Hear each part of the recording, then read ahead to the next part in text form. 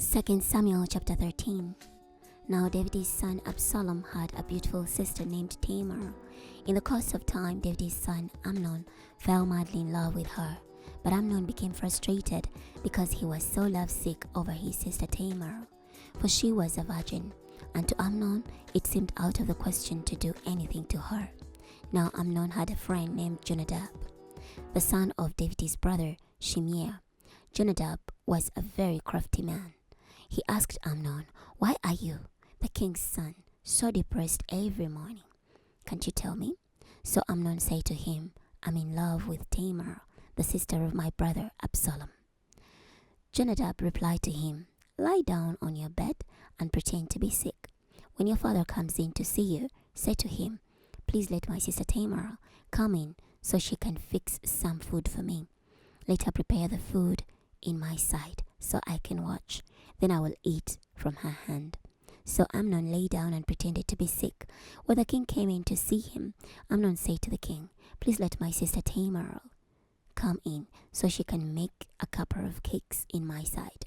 Then I will eat from her hand." So David sent Tamar to the house, saying, "Please go to the house of Amnon your brother and prepare some food for him." So Tamar went to the house of Amnon her brother, who was lying down. She took the dough kneaded it, made some cakes while he watched, and baked them. But when she took the pan and set it before him, he refused to eat. Instead, Amnon said, "Get everyone out of here." So everyone left. Then Amnon said to Tamar, "Bring the cake into the bedroom, then I will eat from your hand." So Tamar took the cakes that she had prepared and brought them to her brother Amnon in the bedroom. As she brought them to him to eat, he grabbed her and said to her, "Come on, get in bed with me, my sister." But she said to him, "No, my brother, don't humiliate me. This just isn't done in Israel. Don't do this foolish thing. How could I ever be rid of my humiliation? And you would be considered one of the fools in Israel.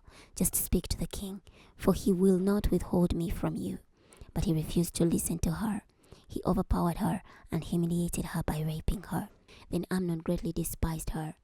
His disdain toward her surpassed the love he had previously felt toward her. Amnon said to her, "Get up and leave."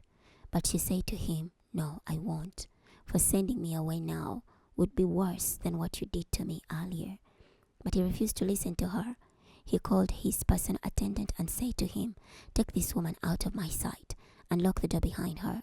Now she was wearing a long robe, for this is what the king's virgin daughters used to wear. So Amnon's attendant removed her and bolted the door behind her.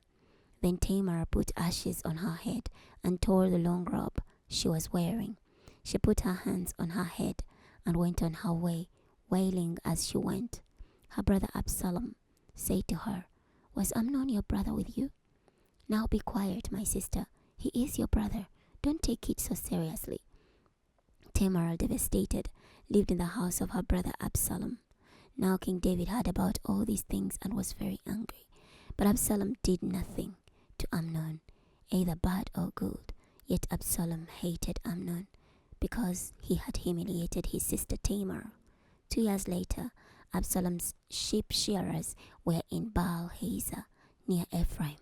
Absalom invited all the king's sons. Then Absalom went to the king and said, "My shearers have begun their work. Let the king and his servants go with me." But the king said to Absalom, "No, my son, we shouldn't all go. We shouldn't burden you in that way." Though Absalom pressed him, the king was not willing to go. Instead, David blessed him. Then Absalom said, "If you will not go, then let my brother Amnon go with us." The king replied to him, "Why should he go with you?" But when Absalom pressed him, he sent Amnon and all the king's sons along with him.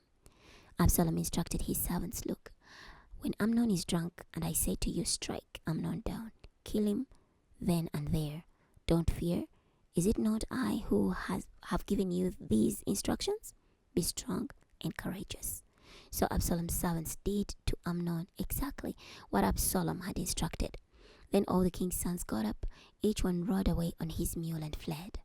While they were still on their way, the following report reached David: "Absalom has killed all the king's sons. Not one of them is left." Then the king stood up and tore his garments and lay down on the ground. All his servants were standing there with torn garments as well. Jonadab, the son of David's brother Shimei, said, My lord should not say, They have killed all the young men who are the king's sons, for only Amnon is dead. This is what Absalom has talked about from the day that Amnon humiliated his sister Tamar. Now don't let my lord the king be concerned about the report that has come saying all the king's sons are dead. It is only Amnon who is dead. In the meantime, Absalom fled. When the servant, who was the watchman, looked up, he saw many people coming from the west on a road beside the hill. Jonadab said to the king, Look, the king's sons have come. It's just as I said. Just as he finished speaking, the king's sons arrived, wailing and weeping. The king and all his servants wept loudly as well. But Absalom fled and went to King Talmai, son of Ammihud of Geshur. And David grieved over his son every day. After Absalom fled and went to Geshur, he remained there for 3 years. The king longed to go to Absalom, for he had since been consoled over the death of Amnon. Chapter 14. Now Joab, son of Uriah, realized that the king longed to see Absalom. So Joab sent to Tekoa and brought from there a wise woman. He told her, Pretend to be in mourning and put on garments for mourning. Don't anoint yourself with oil. Instead, act like a woman who has been mourning for the dead for some time. Go to the king and speak to him in the following fashion. Then Joab told her what to say. So that the Tekoan woman went to the king. She bowed down with her face to the ground in deference to him and said, Please help me, O king. The king replied to her, What do you want? She answered, I'm a widow. My husband is dead. Your servant has 2 sons. When the 2 of them got into a fight in the field, there was no one present who could intervene. One of them struck the other and killed him. Now the entire family has risen up against your servant, saying, Turn over the one who struck down his brother, so that we can execute him and avenge the death of his brother, whom he killed. In so doing, we will also destroy the heir. They want to extinguish my remaining coal, leaving no one on the face of the earth to carry on the name of my husband. Then the king told the woman, Go to your home. I will give instructions concerning your situation.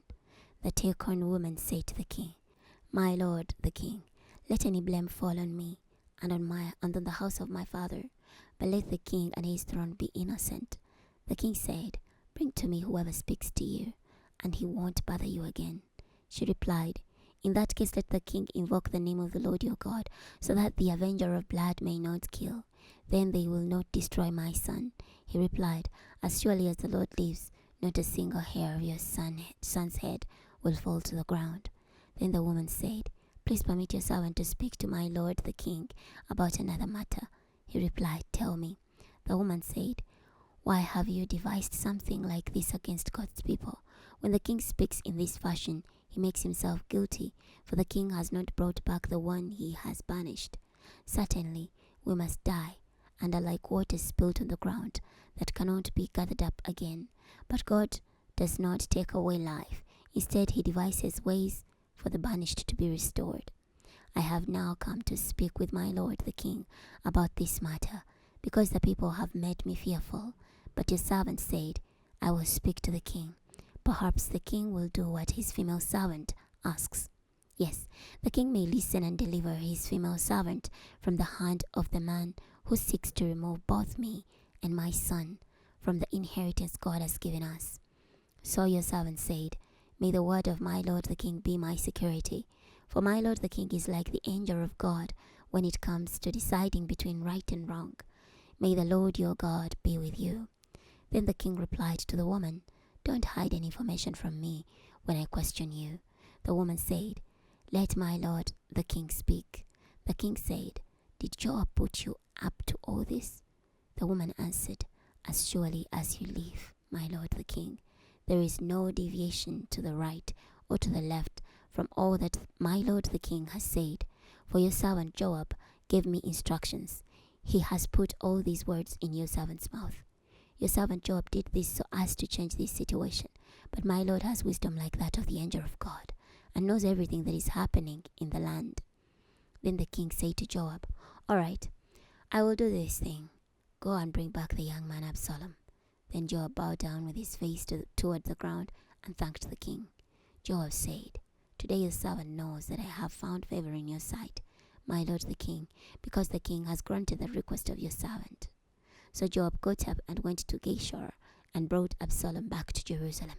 But the king said, "Let him go over to his own house. He may not see my face." So Absalom went over to his own house. He did not see the king's face. Now in all Israel, everyone acknowledged that there was no man as handsome as Absalom. From the sole of his foot to the top of his head, he was perfect in appearance. When he would shave his head, at the end of every year, he used to shave his head, for it grew too long, and he would shave it. He used to weigh the hair of his head at 3 pounds, according to the king's weight. Absalom had 3 sons and 1 daughter, whose name was Tamar. She was a very attractive woman. Absalom lived in Jerusalem for 2 years without seeing the king's face. Then Absalom sent a message to Joab, asking him to send him to the king, but Joab was not willing to come to him. So he sent a second message to him, but he still was not willing to come. So he said to his servants, "Look, Joab has a portion of field adjacent to mine, and he had some barley there. Go and set it on fire." So Absalom's servant set Joab's portion of field on fire. Then Joab got up and came to Absalom's house. He said to him, "Why did your servant set my portion of field on fire?" Absalom said to Joab, "Look, I sent a message to you saying, 'Come here, so I can send you to the king with this message.' Why have I come from Geshur? It would be better for me if I were still there. Let me now see the face of the king. If I'm at fault, let him put me to death." So Joab went to the king and informed him. The king summoned Absalom, and he came to the king. Absalom bowed down before the king with his face toward the ground, and the king kissed him. We're stopping here today. Next time we're going to be starting from 2 Samuel chapter 15. I'll see you then.